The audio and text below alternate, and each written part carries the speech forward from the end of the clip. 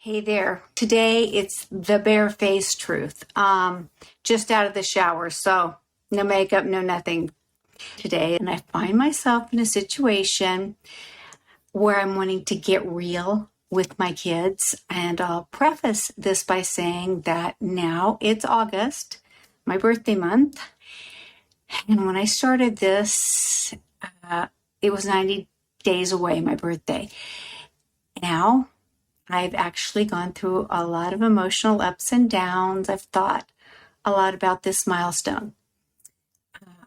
And quite frankly, I've done a lot of overthinking because that is my superpower, I guess.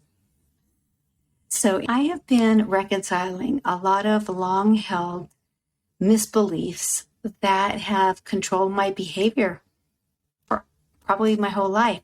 So one thing about this birthday, besides it being my 70th milestone year, is it's the first year when both of my parents have already passed away.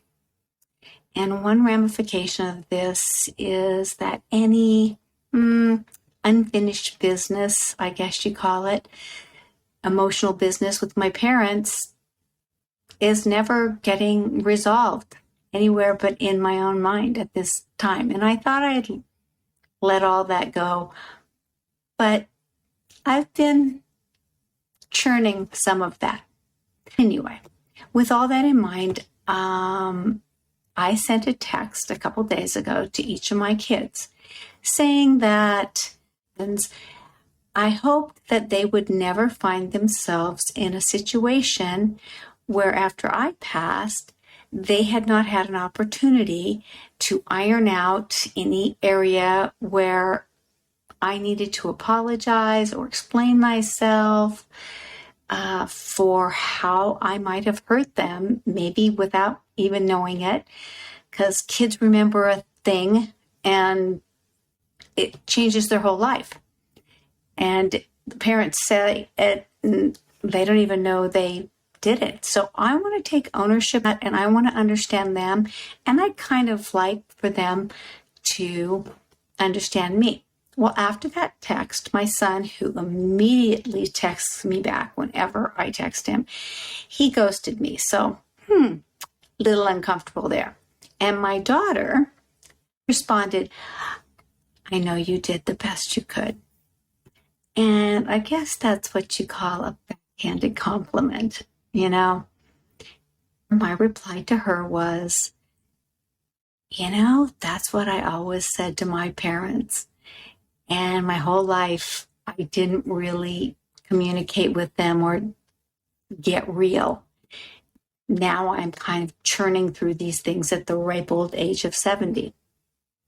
However, I am trusting one comment that my son shared recently.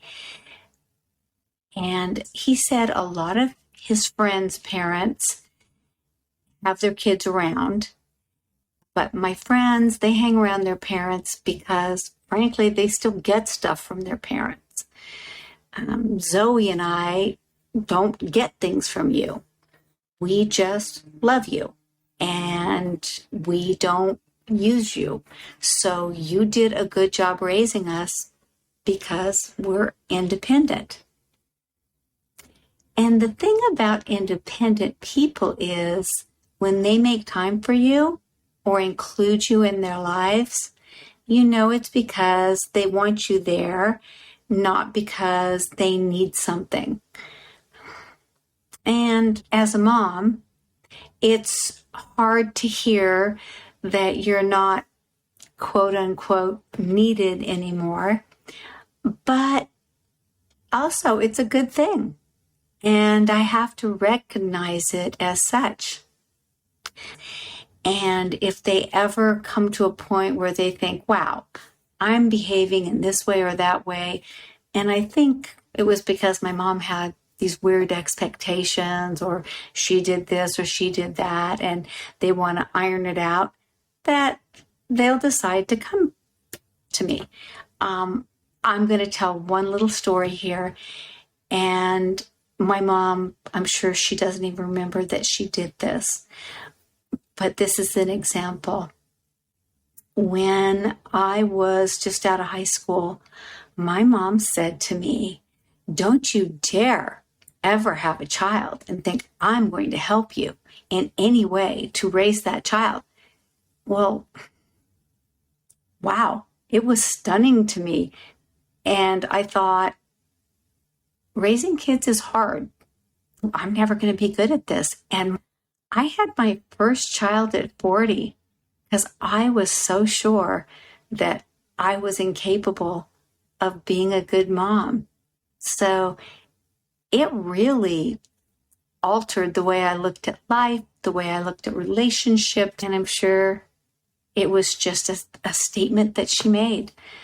Maybe she was just trying to say, don't go have sex. But it impacted me in a really dramatic way. So I hope that if there's something on my kids' mind ever that I said that is guiding them or an undercurrent in their life choices, that they'll come to me and we can talk about it. But in the meantime, God bless you. God bless your families. And we'll see you next time. Bye-bye.